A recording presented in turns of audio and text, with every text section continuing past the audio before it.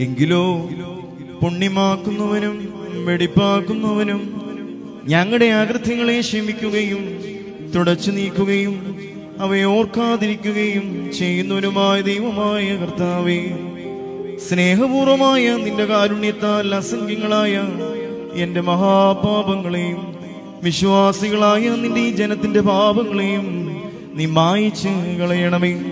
ഉത്തമനെ, ദയ തോന്നി ഞങ്ങളോട് കരുണ തോന്നണമേ. ദൈവമായ കർത്താവേ, നിന്റെ കരുണയാൽ ഞങ്ങളെ നീ ഓർക്കണമേ.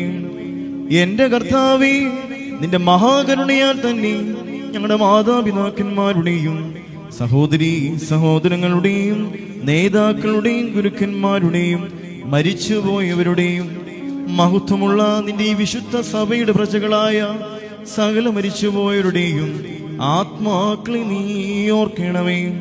ദൈവമായ കർത്താവേ, അവരുടെ ആത്മാക്കൾക്കും ദേഹികൾക്കും ശരീരങ്ങൾക്കും ആശ്വാസം നൽകണമേ. അവരുടെ അസ്ഥികളിൽ കരുണയും കൃപയുമാകുന്ന പനിമഞ്ഞ് തെളിക്കണമേ.